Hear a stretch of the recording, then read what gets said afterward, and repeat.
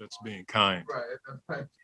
Being kind with the text and everything, but what are your thoughts of guys? Well, I think you said the word. You just have to overcome it. You know, you're on the road in a really cool environment. You know, it reminded me of the uh, KG days with the crowd here tonight. And when they're hitting threes like they did in the first half and getting offensive rebounds, you allow for their crowd to be a sixth man. And I thought we did a much better job of having high awareness and attention to the 3-point line. I think they had maybe three in the second half. They had one like at the end. But the emotional side of the game is something that, you know, I don't want to take away from our guys. But we also have to understand, and I thought we showed it tonight, when it's time to just buckle down and execute and win, we were able to do it consistently in the second half, whether it was, you know, scoring and executing on the offensive end or just the ability to come up with a 50-50 ball and get a stop on the defensive end. I thought our transition defense was a little bit better, especially against Edwards when he's, you know, flying at you in a one-on-one situation. So it was certainly a textbook overcome type game for us. And I told the guys, you know, 59 wins is pretty cool. To get the division is pretty cool. And we have a motto of celebrating everything, because there's a lot of people that sacrifice and work hard so that we can enjoy these moments.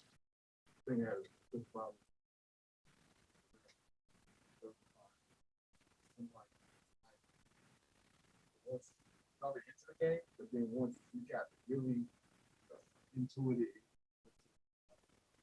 Well, they played a coverage where they were trying to take Book out, and we were finding him on the backside. And so, you know, it's something we work on, you know, getting that quick pass out of the blitz and then allowing, you know, DA and JaVale and Biz to make plays out of that. And I thought he did a really good job there. He had some bunnies in the first half that he probably wished he could get back, because he would have had 40 plus tonight.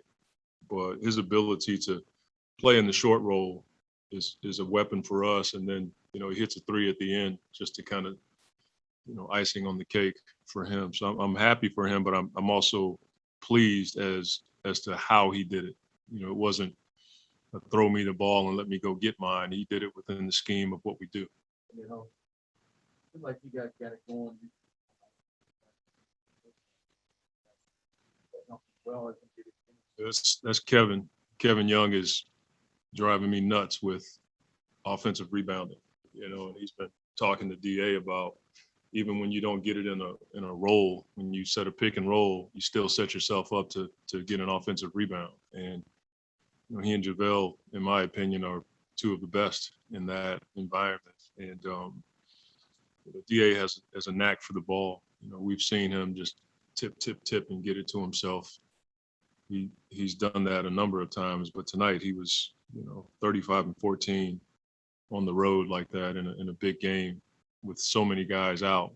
It says a lot about his growth.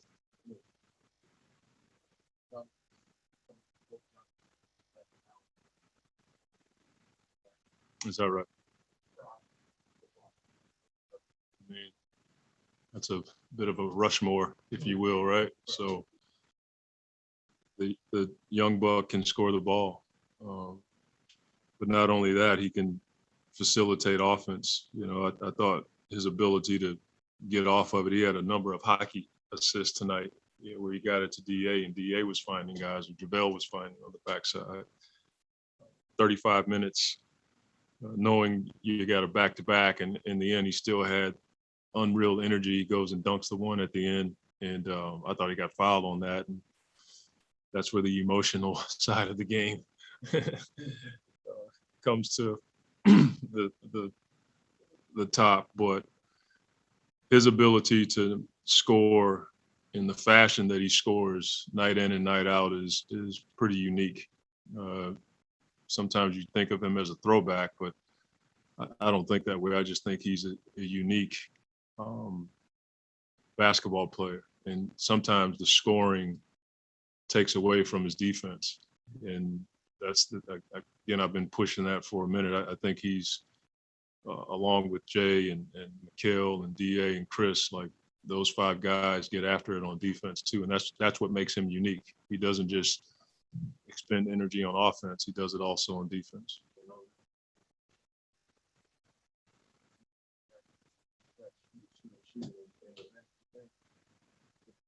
Yeah. I mean, 10 people call you a donkey, buy a saddle. You know what I'm saying? You got everybody telling them, shoot it, man. Like I would love to have played on a team where coaches are telling you, players are telling you, everybody's like, shoot it. And I think he's finally in a comfortable place where he's like, if I got it, I'm letting it go. And then he's putting it down and getting to his mid-range. And that's something that Kevin and I knew about him because we had him in Philly, where we saw all this stuff. So hopefully that's another side of his game that he's, starting to peel back and let everybody see. We'll hit Kellen and Gerald on Zoom. First up, Kellen. Hey, Monty, you talk about mental stamina a lot with this team. So with 6 technical fouls, the way the team responded in the fourth quarter, does that kind of encapsulate that mental stamina to you? I think so. I think we knew this was going to be a physical game. Just based on the last time we played them, down the stretch of that last game, it got a bit chippy. And they're a team that's won, I don't know what it is, 9 out of 11, 10 out, whatever it is. Like they've been playing good basketball and have for a while. So we know where we want to go. You got to win games like this on the road. And so this is not just practice for us. It's something that, we value these experiences. And you got to have a level of mental fortitude and stamina to, withstand runs, come into a timeout and come out of that timeout with execution and poise, not just to run an offensive set, but to get a defensive stop. And I think we're getting much better at that. Last up will be Gerald. Hey, Coach, I know your focus and DA's focus is obviously much bigger than the guy that's across from him, but when you see the way that he kind of rises to the occasion for some of these matchups, against Giannis, Joel, Cat tonight, is there something about DA that he just, relishes these types of matchups? I can't speak for him, but I think just being a competitor, you're always dealing with your own personal pride. That's why you work on your game. That's why you study film. That's why you do all the stuff we do. I mean, talking about the best basketball players on the earth going up against each other every single night. If you don't bring your A game, you're going to get embarrassed. And so I think there's a ton of pride there. And I would, if I had to speak for DA, I think he respects Carl. Carl's an all-star. He's an all-NBA guy. He's done a lot, and I know that DA wants that. So when you play against guys like that, they bring the best out of you, but you got to work on your game and be ready for that level of competition. I'm just really trying to do my job, trying to win games. I'm not thinking right now. Just trying to play basketball and win and be aggressive, be me. It's pretty simple right now, and feels good knowing that my teammates, the coaches, the whole staff believes in me, and that's really all I got on it. I'm just trying to be free and play, and that's what we're doing collectively too as a group.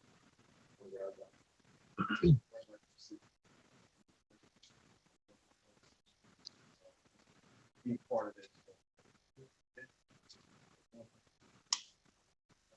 When I first got traded here, given the organization, the people involved, players, all that, it's just something you could see being in the cards for sure. It's just been a matter of us putting it together and continuing to build every night. And that's what we've been doing. We're still doing it, still growing.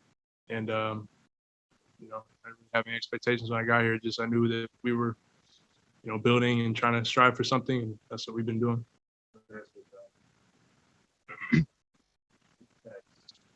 Two seconds. Two flagrant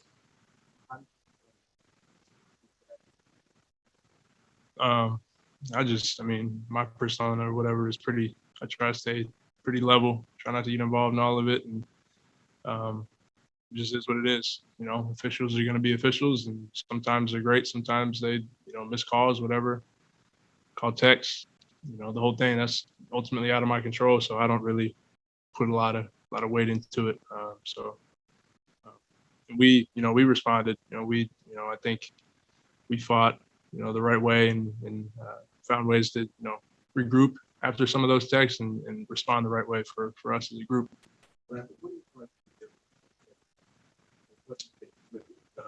Just the urgency. I mean, that we gave up a lot of threes in the first half. Found ways to get them off the line and not even give them looks in the second half. I think they only hit one or something in the third quarter. We came out of the half. So that was a big point of emphasis for us at halftime. And, that kind of, you take that away, that kind of carries us a little bit into a lot of the other areas that we needed to, develop. No, I was screaming at the bench, man. That's why, my guys have been hyping me up all night, and I don't dunk usually. So the ref that called the tech was behind me, so I don't get how that happens, but it is what it is. Here's just looking at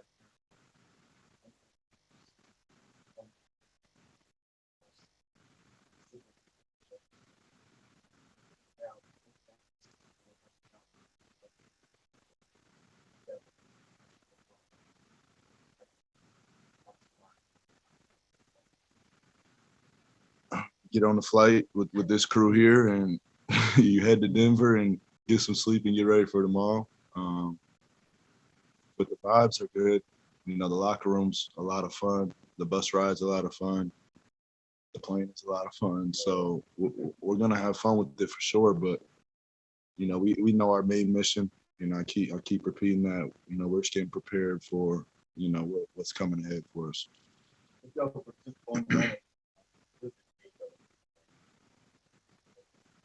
I mean, so much. Those are my favorite players ever growing up. That the list that you just named. So, to be next to their names in any category, those are the guys that came in as young studs and fulfilled what everybody thought they couldn't throughout their whole career. And even watching Bron and Katie still do that at this age is quite incredible. So, those guys are a big inspiration to me. And that I think the only time my name could be next to theirs is doing something like that.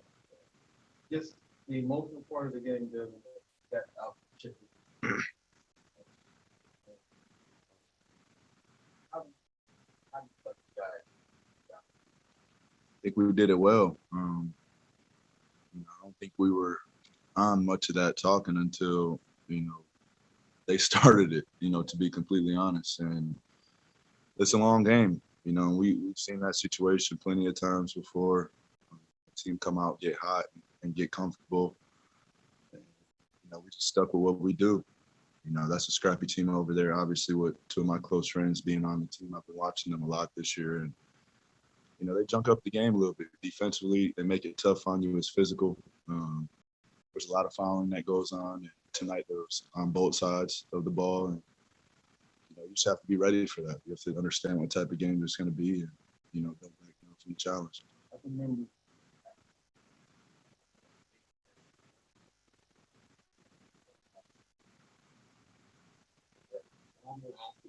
Yeah. To see it tonight and get it super hot. Man, it's just so excited, man. I'm so proud. Just efficient too. It's the way that he does it. It's not forced at all. He's not going out there with any type of mentality to score 30 points. You know what I'm saying? He wants to make the right plays. He wants to set good screens, and he kind of fell into that tonight. I think he's first quarter 6 offensive boards, so just imposing his will in that way. He's dominant. It's dominating. So we call him that.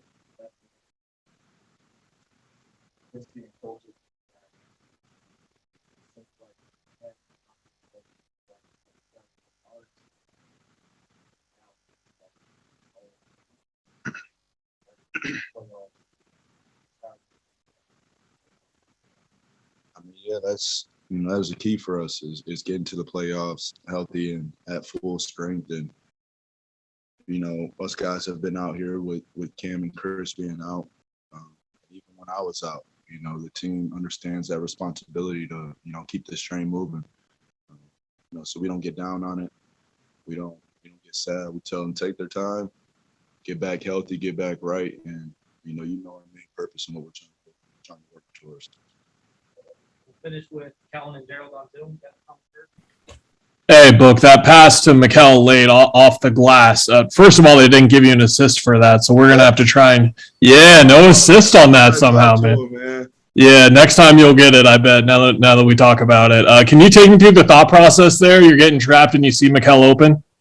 Yeah, I'm getting trapped. DeAndre's in the middle, and I was supposed to hit DeAndre and then Mikel go back door like that. But before I threw at DeAndre, he already started cutting low, and I seen his man with his attention on DeAndre. So I just tried to lob it up. I'm not gonna say if I meant to hit the backboard or not, but it was definitely a pass to Carl. I meant to Kale. Gerald? Hey, Book, Monty was talking about how encouraging you guys have been for Landry to keep shooting the ball, even though he wasn't, before the break, wasn't quite hitting at the clip that he wanted to, but he's been on fire since the All-Star break. Just how important is that as a shooter to have guys in your ear telling you keep shooting, and eventually see it go down like that? Honestly, it depends on the person. I think it's been good for Landry. Me personally, I can't stand when everybody keeps coming up to me and telling me that. But Landry's done a good job of handling that and going out there doing it. We're steady encouraging him in practices and film sessions to be aggressive.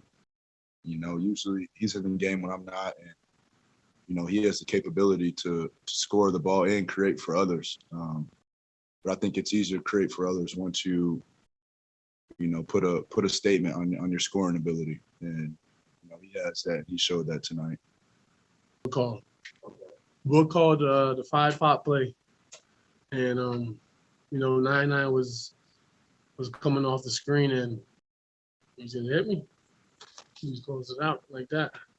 It was fun though. You have guys like that care about you, and they're just having fun on the court. Even though we competing our tails off, we still find a way to always have fun. What does that mean?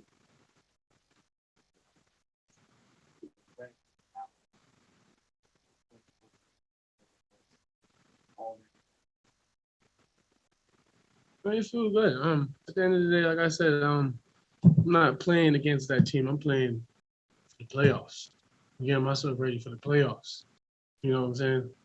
Being in actions, teams getting a good start on us and us taking our time to really narrow down and settle down. Because we've been here 1,000 times. That's what teams have to understand. Like, you've been here 1,000 times. Maybe you've never heard your arena this loud, but we're the show of the game, and what we do, we're very poised as a team as well. And, Coach Monty, this is a great head coach, man.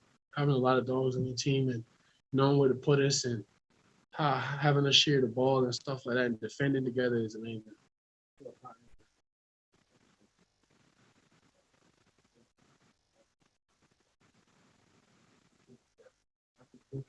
Mm-hmm. He was very happy. Feel that? It's always been like that since day one. D-Book's been on my tail to be aggressive on the offensive end as well. Just being that threat and telling me the things that I'm capable of doing. He's seen it. You see it in me. He's always had confidence in me. And, so does all the other guys on my team and the coaches. So, when they really give me the green light to really dominate like that, and it's really every night they give me the green light. I just got to always be ready and just be consistent with it. Now, he was going to be got upset to the point of screaming. Yeah, I screamed. Yeah, he got. Oh, Yeah, and the game was really like, we was just crying a lot. Both teams was crying a lot. So the refs got frustrated. So I didn't really, really got mad at him attacking me because I know the whole game, the whole environment was been. We just been crying and yelling at the refs. So yeah, they calmed me down. They didn't hear a word after that. They didn't hear a word after that. I just know I shut up after that. I just kept playing. Yeah. What is it, though, and like you said, you got to been here so many times, but about 6 technicals, hmm something, 2 more. Something. I mean, it's Yeah. all going on, but yet you still. That's playoff environment. Literally, the concepts, the environment, the plays, the team, the fans, all that is playoffs. And we love it, because it's really getting us prepared. And, not having our full general out there, is giving us, different looks and building confidence in other players like Sham, Aaron Holiday, to make plays off the bench and, help us win. And that's what we're doing, guys are ready to play no matter who's on the floor. So that's just us as a whole. So when it's games like this and it's a little bit junky, and the calls and things like, we're on the road. We don't expect nothing easy. To be honest with you, we might holler a little bit and get a couple fouls, but we're gonna settle down and play Suns basketball. It ain't much crying over here.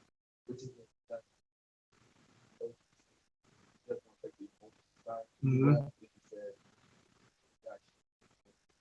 Yeah.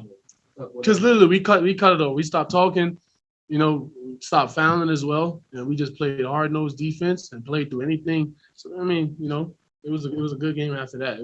We made it our game.